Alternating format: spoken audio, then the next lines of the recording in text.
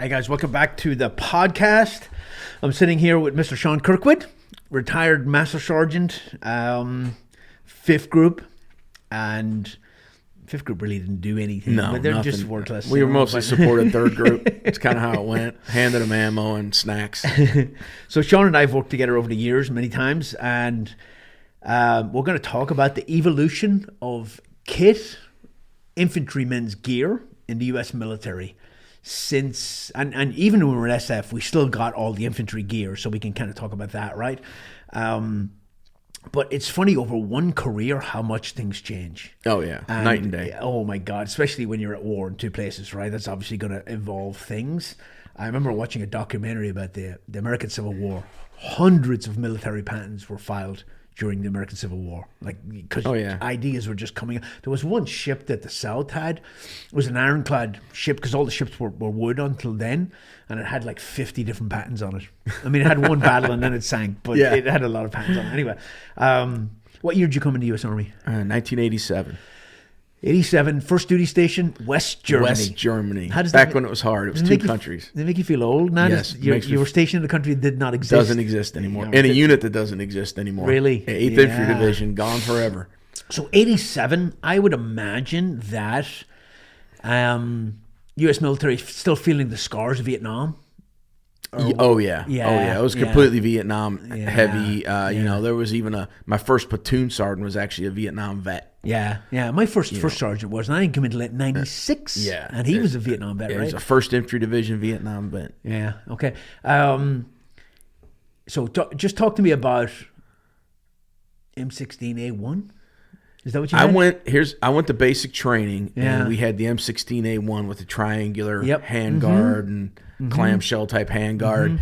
And we got to carry that all through basic training, but the M16A2 came on board, and we got to do our qualification with the A2, and then we had to hand it back. Yeah. And then when I got to Germany, I went back to having M16A1s. Were they, there's certain duty stations that they're last to get equipped. They're not a big priority. We know that from working at Force Mod together. Yeah. Was West Germany that case? At the time, it was decent priority, I think. Again, I'm a private, I don't know, but but I remember back then, like, if anything broke, because it was a run to the border against a Russian horde kind of mentality, all your equipment had to be at a certain state of readiness. So like, if one equipped pretty good. We had I think we had decent equipment for the time. I mean, we had all the stuff. Yeah. The M16s, and you didn't know any better. But I didn't know any better. Yeah. It's funny. I remember one of my first details. I think it was the first detail I ever went on. Was a bunch of us privates had to go drive the old Jeeps, the Army Jeeps, onto a Jeeps. Onto a flatbed. Yeah. And they were, another group of privates was offloading Humvees. Wow. So the Jeeps were getting transitioned out for Humvees at the time. We had those Jeeps still, man. I do too. Cool. I do too. It was crazy, but the equipment had to be up within 24 hours. Humvees were in that early on.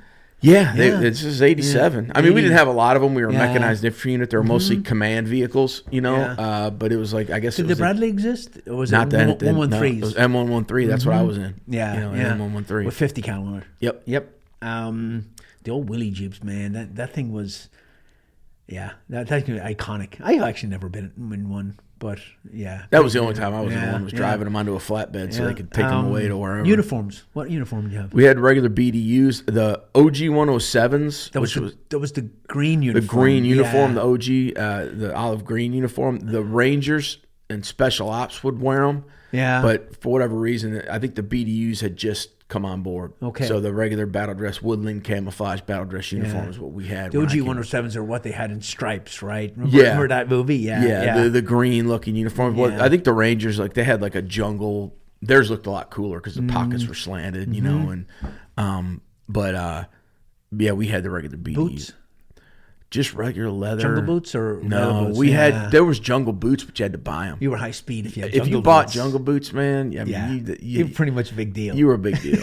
You were a big deal. But they just had the leather. Jungle boots in Germany on a mechanized unit, probably not a great idea. And they used to have the metal plate in the bottom that would stop punji sticks from Vietnam. Yeah, that's and those things would get cold in the winter. Yeah. And your feet would they would tell you don't wear jungle boots. Yeah. Because somebody would always want to wear them. I don't know how people like in World War II, like the airborne wore those airborne boots, right? Because we wore them in Class A's. Yeah. They're uncomfortable boots, Oh, yeah. man. They're super uncomfortable. horrible. I can't imagine being in Bastogne in the cold with those things. No, I can't either. Pistols, 1911. Oh yeah, 45 was there. Then eventually, but again, as a young infantry guy, I didn't really see pistols that much. But I remember we had 45s. Yeah. Still had the grease guns, right? The tankers would have the grease guns. What was the M3, right? M3 grease gun. Yeah. It looked like a grease gun. It did. 45 caliber submachine gun. Yeah, I fired them on the 18 Bravo course, and there's no safety on it. You close the dust cover basically, and that stops the bolt going forward. Yeah. And dude, that thing is skin and bone. It is a pipe and a barrel and a spring. It's like somebody made it in their garage. It is. And then fielded it to the Army. I wonder how much it cost to make one of them. Oh, I can't. $5. Yeah, nothing. But they were still using them when I was in 97. I was going to NTC, and tankers and mechanics had them. Yeah. Right? Because, a vehicle, a submachine gun for a tanker, you need something small, and it's just personal protection around your vehicle. You're not engaging people at distance. It's if your track gets knocked out, you got to fight, right? Yeah. And it still worked. Yeah. It still worked. Yeah. What about radio commo stuff? You're private. We had touch it. PRC 77s. Really? Yeah. We had them in Ireland. The little dial, and it was, it was there just. was no encryption on them, right? No. They were just single channel. There was you could hook something up to them to encrypt them, and I don't remember what the terminology was for it later on, but. They're the classic radio on the back of the infantryman in Vietnam. Oh, yeah, same one. With the smoke grenades hanging on the Exactly, thing, same right? radio. Yeah. Same radio. We didn't have any. Then we didn't have any. My first unit, we didn't have any like squad comms, like no small radios that people generally carried. And then I remember getting a radio called the PRC 126. Garbage. I had them as a squad leader. You could see a guy 100 meters away, and you could not talk to him unless you yelled. And then you remember if the frequency would get bumped to a different frequency, your radio would start going bong bong bong bong. Garbage. It was horrible. The PRC 77, we had them in Ireland. We did this foot patrol one time along the border, and we drove up to the top of this mountain. We were all getting off, and we all had backpacks on. And the guy with the radio, it was always a problem to carry a radio and a rucksack, right? So the guy had the radio strapped to his chest and the ruck on his back, and he was getting off the truck, and he put his hand and he jumped, and his wedding ring got caught on a nail, ripped his finger right off. Ouch. I've seen 2 fingers get ripped off in my career, both in Ireland. Yeah, it ripped his finger right off. And then, of course, you're on the top of a mountain. We got to fucking get his finger, put it in a water bottle, put it back in the truck, and then maneuver the truck down off the mountain. He lost his finger, obviously, right? Yeah. And then, I don't know if it was a couple of months later, we were on Border Patrol. And, dude, Ireland, they call it slagging, right? Like just making fun of people, right? Yeah. It's part of the culture in Ireland. If they see a crack in the chink in the armor, they will exploit it and destroy you. So people were destroying this guy, man, with no finger. They were laughing at him and everything. And one of the guys who was laughing at him, we were on the Border Patrol duty. And I'm off subject now, but I can't help myself. But we were on Border Patrol duty, and in the morning you'd wake up and they'd lock the door, and everybody had to clean the whole facility because every 24-hour new crew come on. So you had to clean it for the oncoming crew. And this guy didn't want to clean it, so he was climbing out the bathroom window to go to chow, and he fell, and his wedding ring caught on the little notch that closes the latch. Yeah. Ripped his finger off. Good. Right? Within a couple of months. Yeah. Dumbass. Man, you should have bought a lottery ticket. Dumbass, That's what you get. But those 113s, they hauled ass. They were fast vehicles. They were pretty very quick. Light. They were very light, but they were so light that going up against tanks, you weren't very motivated. Luckily, we never had to. I mean, it was all peacetime Army stuff. But they were pretty weird vehicles, though. It was kind of fun, but not very thick armor. I wouldn't even really call them an armor vehicle. Small arms. Small arms, right? At the most. But the gunner's very vulnerable up there. Oh, yeah. No chicken plate, probably. No, nothing. The only reason I know about them is, I know about armored vehicles because like NTC or CMTC in Germany, they use them for the OP4. They call them BMPs, but they use them for the OP4. Yeah. Now you only see them in a museum. Going into the Special Ops Museum and they got a 113 in there. I'm like, man, you're old when they got the gear you were in. They got a GMV in there too. Yeah. Like, wow. So basic day-to-day life back then. Yeah. In a peacetime army in Germany.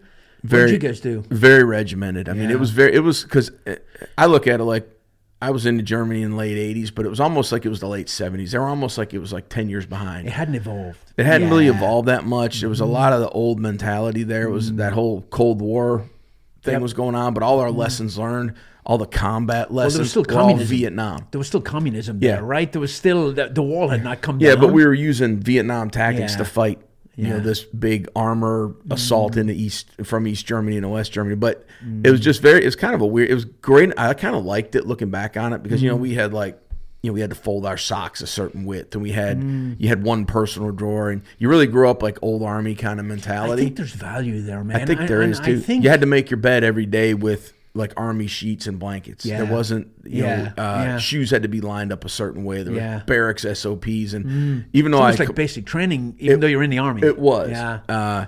but it wasn't nothing like, Sunday night everybody's in there, using a buffer to buff their floors because there'd be a room inspection on Monday Yeah. morning, and Yeah. your squad leader came in and made sure you guys were up and moving in the back. It was very regimented. It's like the army took over as your parents. Exactly, it was just like that For young people, that's good, man. It gives you a solid foundation Yeah. that you build on the rest of your career. And people think, special ops, unconventional. The best special ops guys are really good conventional guys. Yeah. And then because you can't be unconventional until you know how to be conventional, right? Well, I've said it before. One of the sayings I like to use is everybody wants to be outside the box, but you got to be able to define the perimeter of a box before you can be outside of it. Yeah. And a lot of people want to be outside the box and they can't even point to where it's at. Yeah, exactly. I can imagine the old army blankets. Oh yeah, the bunk wool beds. ones. Was it lino on the floor, like the green lino or whatever it was? Or Yeah, it was tiles. Because I was in these old in the '80s, big buildings. I'm not sure it was called Lee Barracks in Germany, but I don't know what the history of that place was. But it was very European army looking.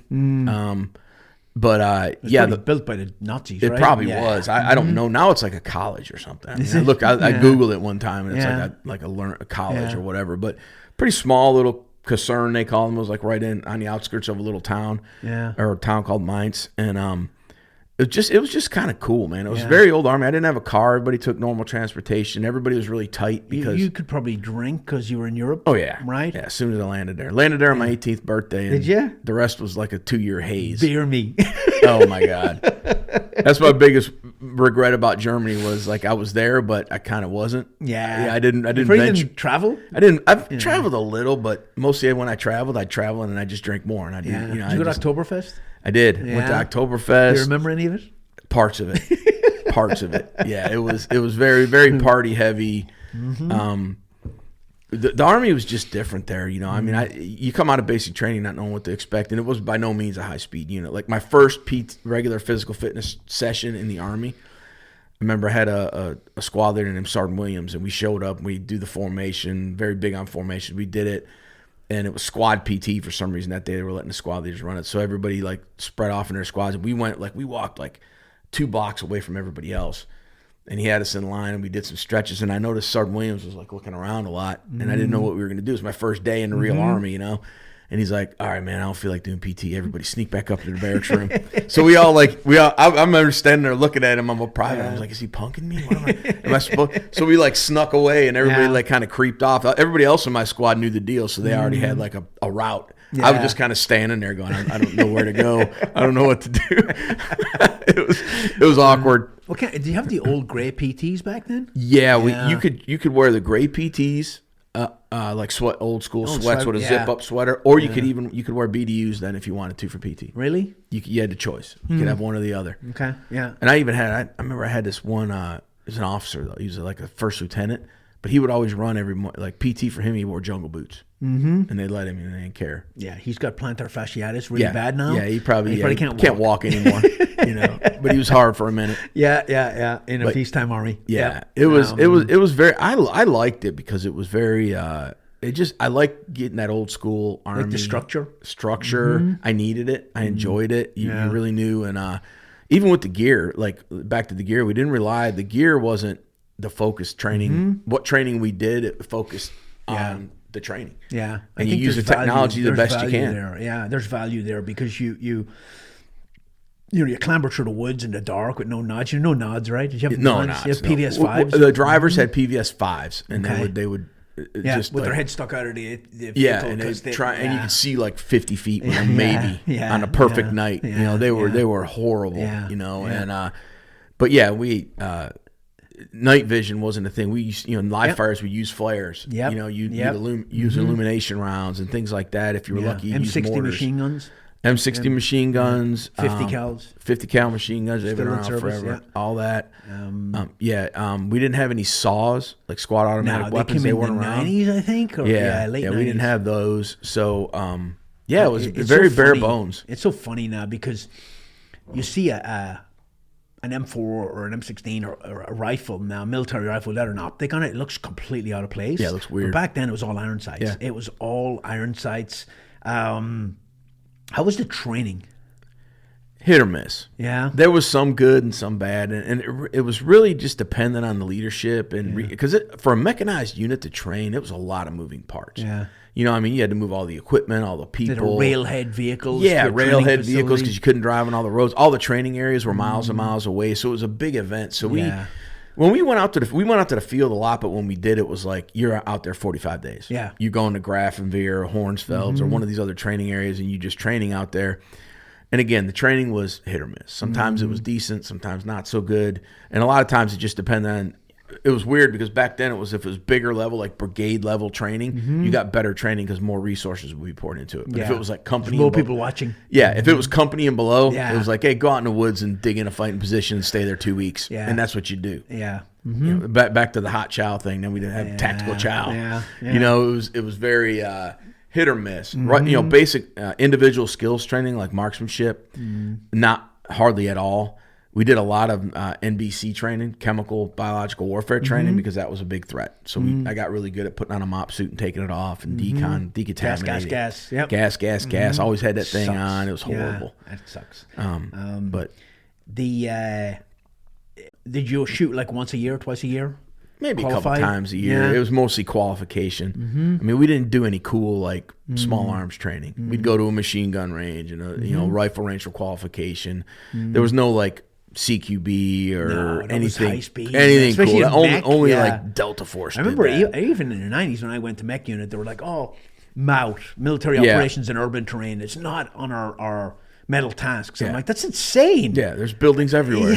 Yeah, yeah. It You was, should know how to clear a building. Yeah, it was It's crazy. insane. Yeah. it wasn't even something we thought about. It was just like now I look back on it after being in combat, and I look back at how ill prepared we were. Yeah. Because we just weren't living in reality. Yeah. I mean, the only combat guys that were there, like I think we had like 2 guys in my battalion that were in like Grenada Yeah. in 1983, and then a couple Vietnam vets sprinkled around, but nothing of any significance to really give any good lessons. It was just kind of figuring out, you know.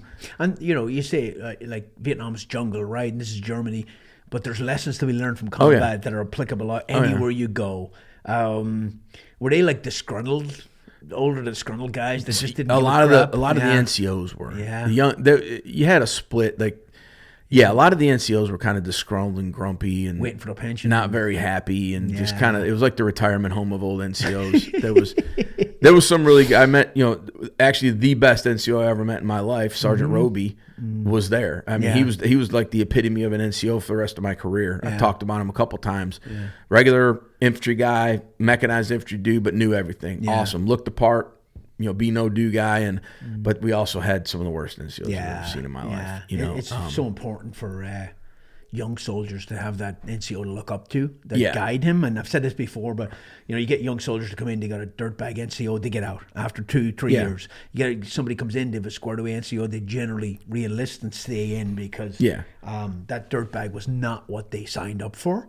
A lot of times, and they want discipline, they want to be controlled, and they want to be mentored, even though if they don't know it at that time. When did you leave Germany? 89, Where'd you go? Fort Lewis, Washington. We're going to talk about you until we get to 96 when I come in, and then I'll pitch in. Okay. I'm not going to talk about Ireland because we're talking about the U.S. Army right now. I probably had better gear in Ireland than we had in the U.S. Army at that probably time. did. In SOF anyway. So, Fort Lewis, Washington. When was the next evolution of kit? When did you see the next change?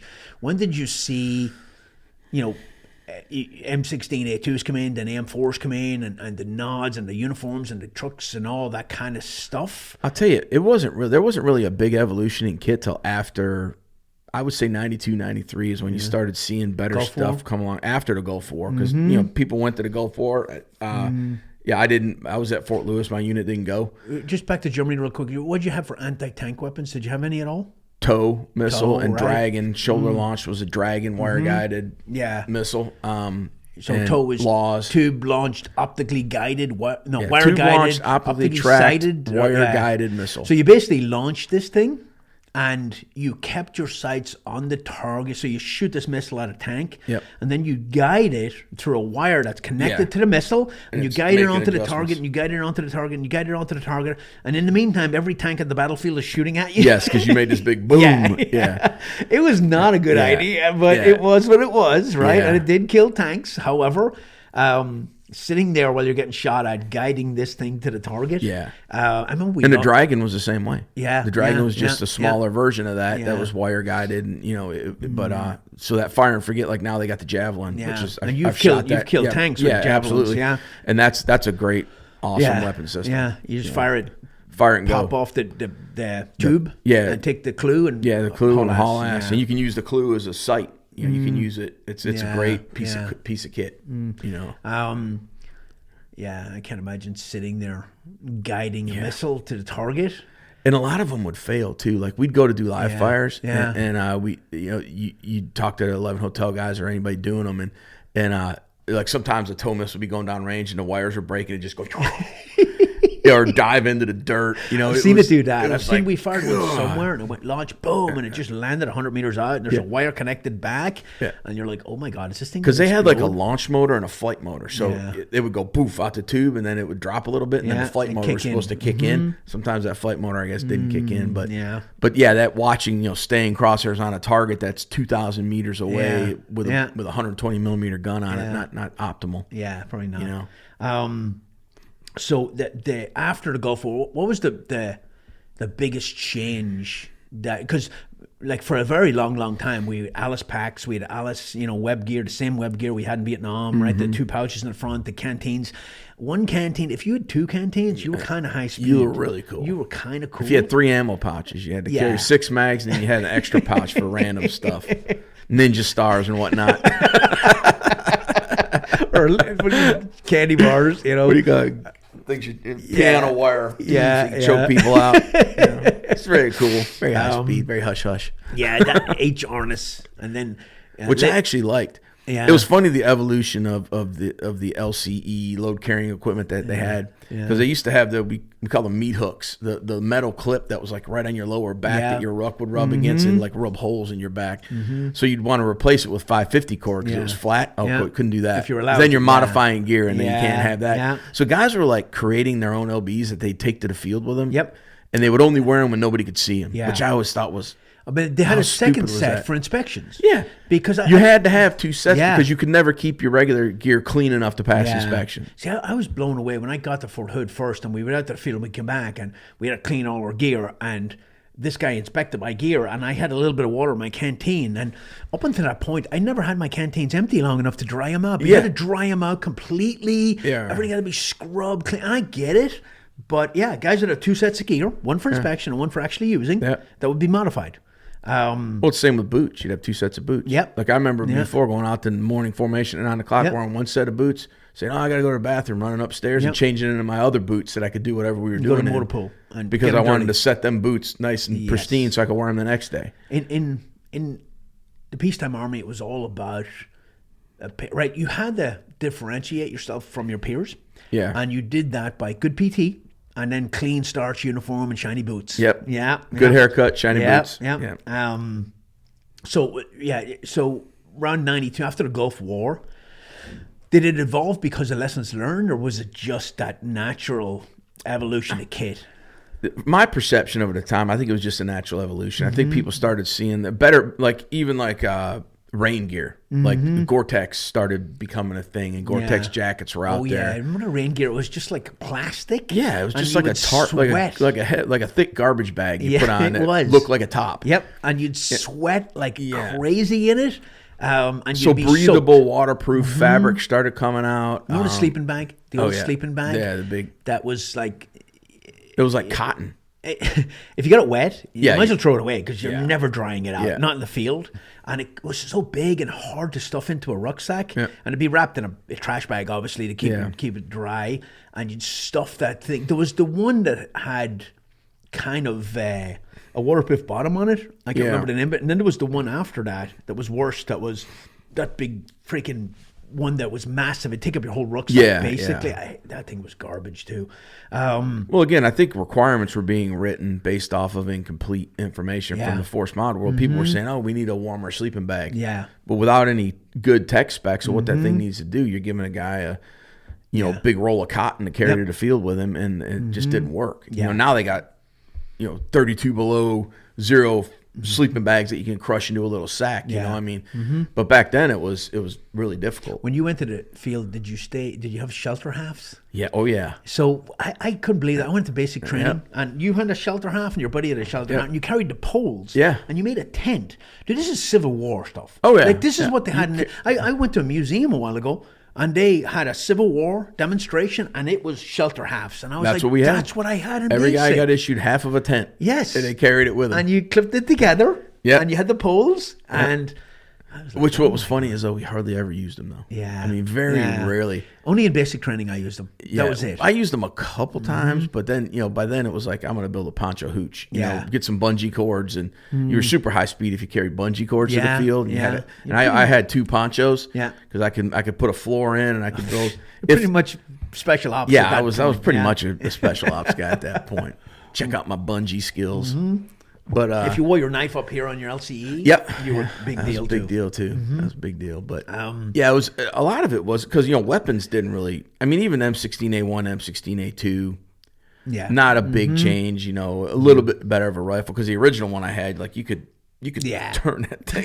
It was so horrible. The 45s you could rattle them. It was like, it was like a bag of bolts. When I did the 18 Bravo course, the 45s in there have been disassembled so many times. Yeah. You take it and you push 3 pins and the whole thing falls apart. I bought a 45 after I graduated.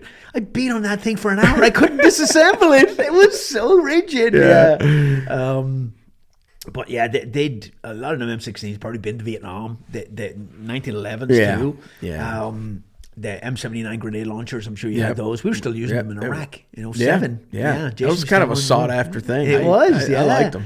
The old, Nobody wanted that 203. That was Yeah. M203 underneath. I no, hated that thing. makes the gun so bulky. Yeah. So so you're in Fort Lewis, Washington. You have GMVs. Were you in a light unit then? Yeah, that was kind of a weird transaction because we went to Fort Lewis and they started a new concept there called motorized infantry, which was basically Humvee mounted infantry. At the time, it was kind of a fairly new You went concept. way quickly, didn't it? Yeah, we went to an NTC rotation. Yeah. And again, not knowing I'm young, I don't know the grand scheme of it, but they put all these infantry squads in trucks, and you mounted your rucks, and it was just more like a mobility kind of platform, and you do the same kind of techniques that we did in mechanized infantry, just with Humvees. Yeah, light infantry can only move so fast, so Yeah. far with light equipment. Yeah. Unless you're in a jungle environment or mountains, like you're really, really slow. Like people used to make fun of mechanized infantry. When I went to BNOC, when I was in the mech unit before I went to SF, and all these light infantry guys, and I was like, dude, a Bradley could destroy your whole platoon in seconds. Yeah. With a 25 millimeter HE rounds firing at you. Yeah. And then, mechanized infantry can get out, hit targets, get back, resupply ammo, go hit it again, resupply ammo. Like you really do have the whole measuring factor of who's good and who's bad in the infantry is who sucks the most. Yeah. You're like hurt and who's in the most pain. Like I'm an infantry guy. I had to walk 30 miles. It took me 3 days to hit this target. And the mech guy, well, you're a wimp because you rode in the track and you got there in 2 hours. Yeah. It's like, well, am I smart or am I? But yeah, it was just that was the whole mentality of it. But it kind of we came back from that and it was we kind of stayed in that, but it was kind of really. They never really kind of decided on what it was going to look like, and then shortly after that is when the Stryker kind of came to be a thing, and they started. And now I think the 25th Infantry Division's out of Fort Lewis now, and I think they're a Stryker unit. Oh, it was kind of the interim between light infantry, not mechanized light, and then motorized, and then it just turned into we got these I think Strykers. all infantry now have vehicles, obviously, right? Because you can't go anywhere without have vehicles, to. right? And the Bradley came out after that. Yeah. There was a version of the Bradley in the Gulf War, and then Yeah. the Bradleys that got modified after the Gulf War were called ODS. Bradley M2, Bradley ODS, Operation Desert Storm, and it had a bunch of modifications on it Yeah. that had been lessons learned from the Gulf War, and so that's where. Like when I was in mechanized infantry, it was all Bradley fighting vehicles at that point, right? Yeah. And it was, they were task force with Bradleys and tanks and, artillery all kind of working together in conjunction, fighting on the battlefield. When's the first time you saw optics? Or nods? Nods was probably Fort Lewis. Probably Yeah. better. What kind? 7 Bravos. Right? Yeah, the 7s Yeah. were the first, and then shortly after that, I think we started getting in 14s, the monocular. But that wasn't at Fort That was Lewis. in the 2000s, man. When that No, came in, I had those in probably. the 82nd, I believe. Yeah. It's before that. I remember the Red Dot came out, the M68 Red Dot, which I still have. Yeah. I have 2 of them. I love them. I think they're great. That came in when I was in Germany. So that came in like 2000. And we had I have a picture actually of me in Kosovo. We still had the rails on our M16A2s. So it ran a bar from that and the optic mounted forward of the carrying handle on this mount, But it was a game changer, man. I was like, man, this is bad. Well, the first thing was with the SOPMOD kit before even that M68, because this is in the late 90s. When did you go to SF? 98. Yeah. So we had, it was a Trigicon, like, hollow sight, basically. I don't remember what it was I called. remember that, yeah. But we had that as part of the SOPMOD kit. Yeah, but that was SF. But that was only SF. The infantry it wasn't didn't the get- infantry didn't have that. Yeah. Infantry got M68s first, or got M68s. And I remember, first time I really remember seeing those was in the 82nd, my first time there. Yeah. And that's going to be 92. Oh, okay. So you went from Lewis to the 82nd, Yeah. Fort Bragg. Went for Fort Lewis, Airborne School, Fort Bragg. And they probably had better gear. In the They did. 82nd. We had M4 carbines, Yeah. M68s. Yeah, I don't remember the radio. I think the radio was still the. probably still 123 or whatever it was called. Yeah, that I don't- squad the radio. radios hadn't changed that much as No. far as I remember. But yeah, the gear had changed a little bit. The rifle obviously changed, and by then we had Beretta 92s, pistols, and still M60 machine guns, and the SAW was on board at that point. The It was that early? M249, Yeah. Because I went to Ranger School in 92, and we had the SAW in Ranger School, so I'm sure the units had it. They then. had them in, if you read that book, Bravo 20, the British SAS in Gulf War, they had minimes, they call Yeah, them. minis, yeah, same thing. But yeah, that was kind of a game changer machine gun. Oh, yeah. Because it was belt fed and magazine fed, Yeah. fired same rounds your rifle fired. That was actually a really good addition to the squad. That's a great firepower. weapon. It is. It's a great weapon. Yeah, It's a it great is. great filler between Yeah. that bigger round fire support weapon and something a squad can maneuver with. When I was a squad leader in the infantry, I put my best gunners on the SAW, man, because Yeah. those guys could rock that thing, and they were Yeah. real. And they did M68s on it at that point. Yep. And I'm carrying 1,000 rounds, man. They had those SAW pouches, Yeah. and they had 200 in a pouch, and they had 2 on one side, it was 400 rounds, and 2 on the other, and 2 on the gun. They carry 1,000 rounds, Yeah. and just burning shit And down. you'll burn through that, though. Yeah, I mean, you in a will. real gunfight, you're going to burn Yeah. through that. That's your sustainment, man. I remember right there. the basic load for a SAW gunner was something like 400 rounds Yeah. or something. One Yeah. a box and Yeah. one extra box. You don't think about it till you've actually been to combat and you realize how fast Yeah. rounds go, and that's not enough ammo. Yeah, you know. yeah. So I came in 96, M16s, A2s in basic, got to Fort Hood, Bradley fighting vehicles. We had the older ones, and then the transition to those ODS ones, the Operation Desert Storm ones. Beretta pistols, very few night vision devices, 7 Bravos, but not everybody had them, I don't think. Again, I don't think so either. I'm trying to remember. It kind of I think meshes squad leaders together, or- but I think team there was a leaders? point where squad leaders were the only ones who had night vision. we had no lasers either for them. I didn't see them until I went to SF. We didn't have M4s. We got a couple later on when I was in Germany. Squad leaders got M4s. I remember working with the snipers in Kosovo that were like a battalion asset, and PVS 10s, the Yeah. day-night scope on the Yeah. M24. Remember those? That was a big bulky piece of gear, but it saved you re-zeroing and putting Yeah. a night scope on.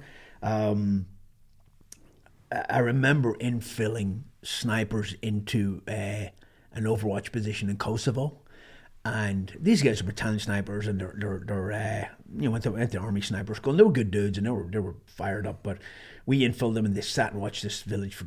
I think it was just to give them something to do. Yeah, There's nothing they're going to see. Yeah. Well, or they're not going to authorize them to shoot anything. No, they're not. Without a doubt. No, not a chance. But we went and picked them up, and we were in up armored Humvees, and covertly we drove up through this village, right? And we picked them up all covertly, got in the vehicle, and we're driving back. And my driver's got 7 Bravos, and he's on, driving in this small Humvee, and he's coming along, and he freaking goes off the side of the ditch and ends up like 45-degree angle in a ditch, but not quite in the river yet.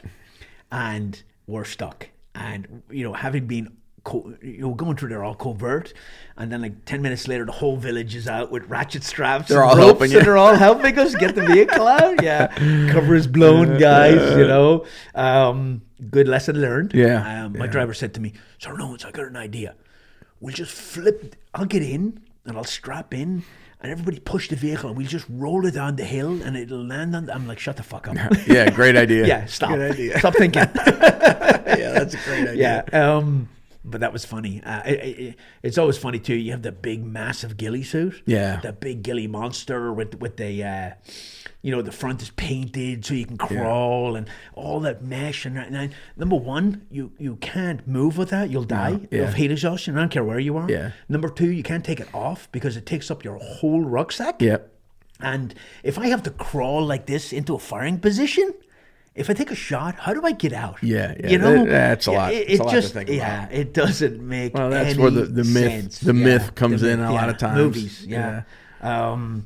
That's a whole nother conversation. The evolution of sniper. Right now, there's a bunch of people out there furiously writing comments about. Oh my God! I can't believe you would say that. Yeah, let me teach you about camouflage concealment.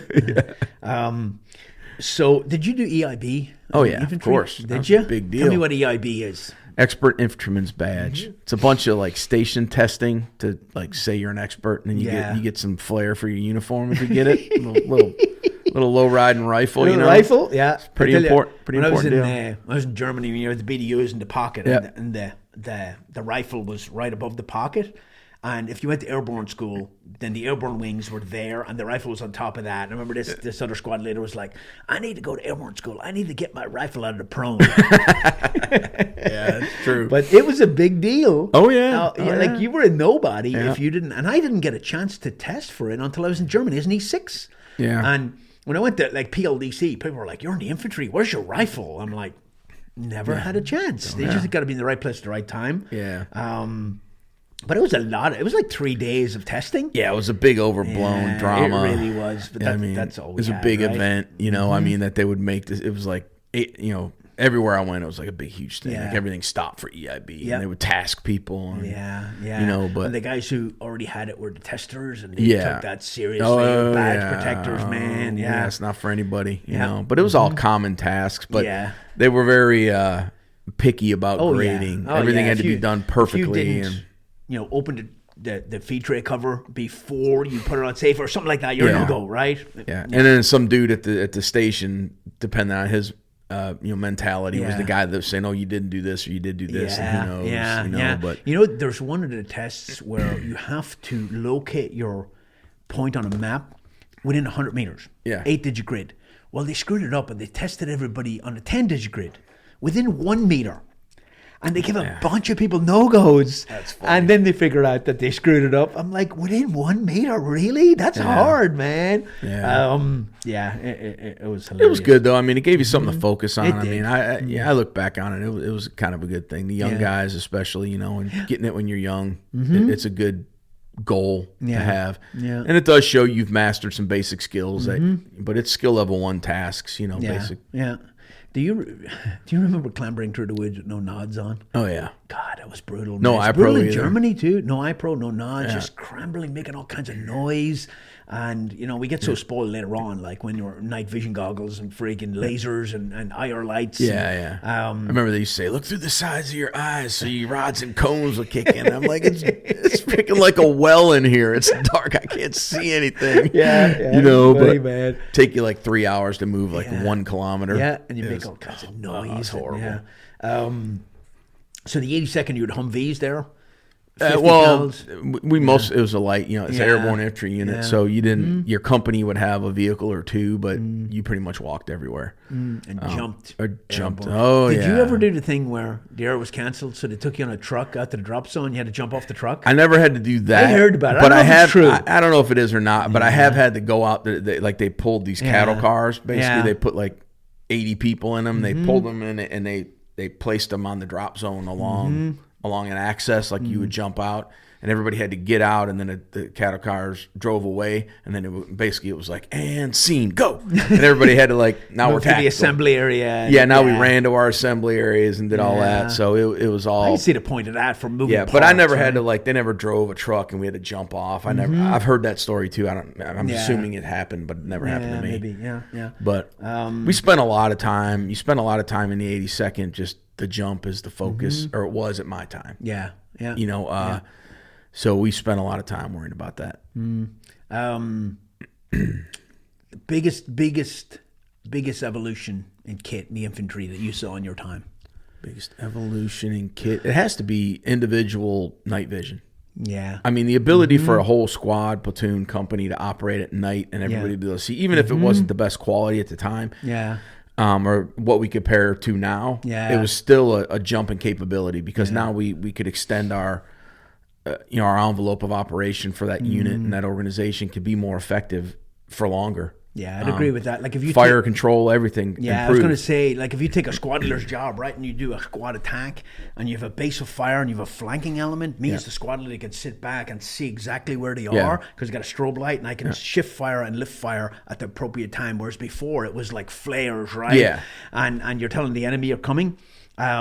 And to be able to shoot at night with lasers, assuming the enemy doesn't have nods, that was a huge leap. Yeah. And when everybody on the squad has nods and lasers, and you practice and rehearse, it's a really good capability. Command and control and efficiency of movement and all that just increases 100%. It does. When everybody has that capability. So to me, I think that early on that was the biggest thing. It wasn't a weapon system. It wasn't any of that. But yeah, the nods, and then probably after that's going to have to be commo, radios. I mean, from a bigger picture standpoint. Commo's a nightmare too, man, because it just keeps changing, and crypto has to change and all that kind of stuff. But that command and control element, and I think the integration of fires and air and all that kind of stuff that gets practiced in war. So let's say we're going to do this about the infantry, but let's move into SF. When you got to your first team, what year? 98. Late 98. What'd you have that was SOP peculiar, or was it all infantry stuff? No, we had the SOP mod kits, the M4s with all the assessments. They had, I think there was an ACOG in there. There was I don't know if it was PEC 15, I think we had. Yeah, the old LA5, laser. the big one. Yeah, the big one. We had all that kind of stuff, but even then we had, I think the radio was the PSC 5, I think. Yeah. But it was better kit than I had in the infantry, obviously, but it wasn't like, I think the infantry now has better kit than we had coming into SF back then, just through the evolution of it. Yeah. I went into a dismounted company. We didn't do mounted ops, but until once we started getting closer to Iraq, they turned us into a mounted company. You didn't even have like Cry uniforms or no, Patagonia. No. You didn't have different rucksacks, Alice packs, all that Alice stuff. packs, right? boots, everything. People, obviously you had a lot more leeway to modify your own boots or wear civilian boots, when you're in the field. That was the best thing about Modify SF. your uniform. Modify your uniform. And as long as you were being responsible and not, walking into the PX with all that, you were generally good to go. Yeah. The equipment, like before September 11th, was kind of pretty standard. Everybody had PVS 14s when I got there. Yeah, pretty sure. We had PVS 14s is the monocular, one eye version. And people, people hate on them all the time. Me and you ran all over the world with those things attached to our head, you know? Well, it's like anything else. If you learn to use it, your eyes know what they need to see. It's like, you know, once you wear them enough, you if I need to see outside of my nods, like to work on a weapon or something, you know, my non-dominant eye will take over, and it just becomes something that you get used to and you learn. Instead of they were the shit when 7 Bravo was the alternative. 14s were awesome. Oh yeah. They were lighter, easier to maneuver around with. I mean, I prefer a dual eye. You know, dual tubes, but at the time it was better than what I had. You know, and I mean now comparing it to what the guys have now is it's like 31 Alphas, ancient. Them 31 Alphas are awesome. You know, but back then it was great. It worked great. You know, so. As the war developed and kit, the floodgates started opening up for kit, right? A new kit came in. The SR-25s came in. They were soft before a version of it came into the Army. Commo got upgraded. Vehicles got upgraded. Weapon system. Do you have a Mark 19 in the infantry? Yeah. You did? Yeah, we did. Automatic grenade launcher? Yep. Did you run the Mark 47 at all in soft? No. No, I didn't run it much either, man. It was one of those things people were scared of. They got fielded and nobody really kind of understood nobody it. Got trained on it? It was a little more complicated. I've heard from people that know that system that say it's a great system and it works awesome. But again, if it's too complicated or too scary, a lot of people just leave it in a box and they won't mess with it. That's true. You know? That's true. If you know what you're doing with it, I mean, you could put a round into a pint glass at freaking distance. But it does take some calibration and some training and some experience, right? Technology does not make your life easier; it makes it harder, man. And people get used to their comfort zone with something that's working, and they don't want to shift it out. But biggest evolution of kit in SOF.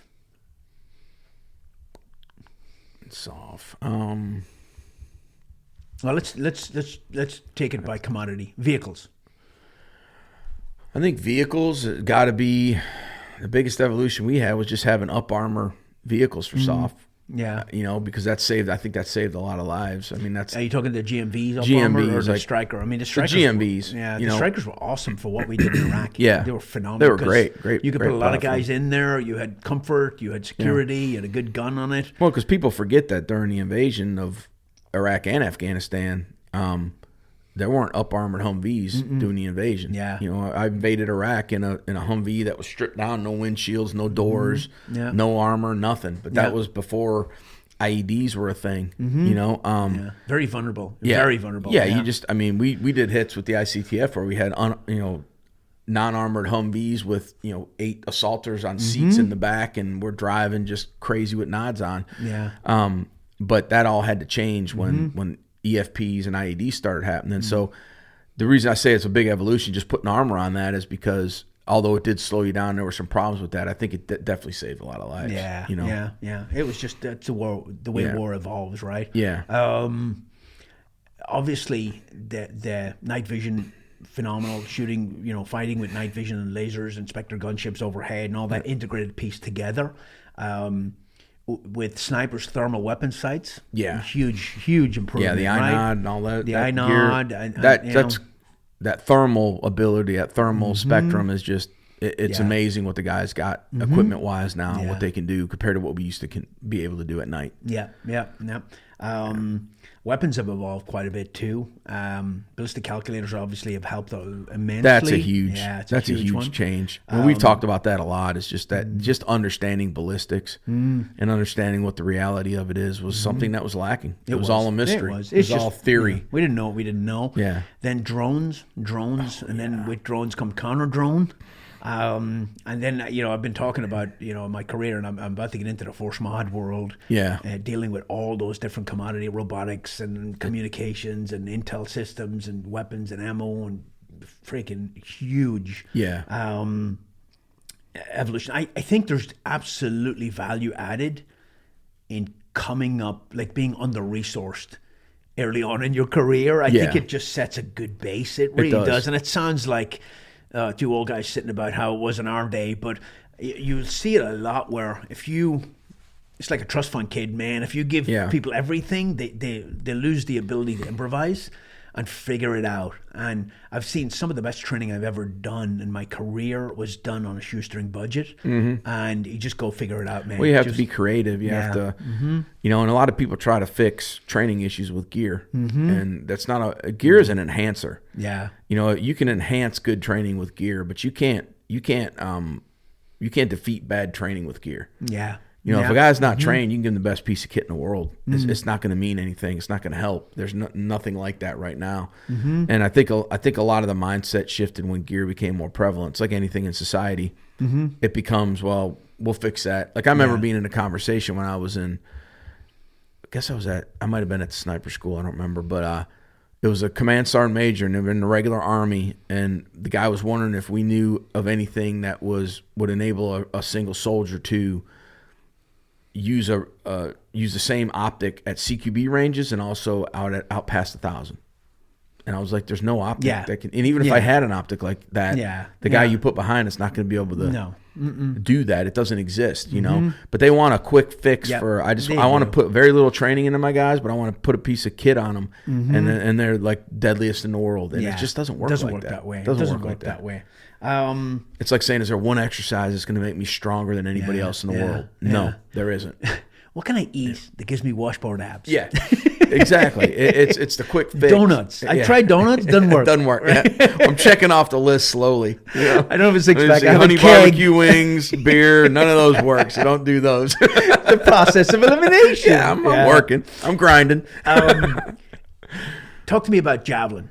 You got the javelin for the invasion of Iraq. Yeah. And no instruction. You had to read the manual. No, we had a range day in Jordan where they brought in like pallets of javelin. Like every guy in my company got to shoot a javelin. Just explain what a javelin is real quick. Okay, a javelin is a shoulder launched anti-tank missile. Basically, it's fire and forget. So you lock in, you get a lock on the target.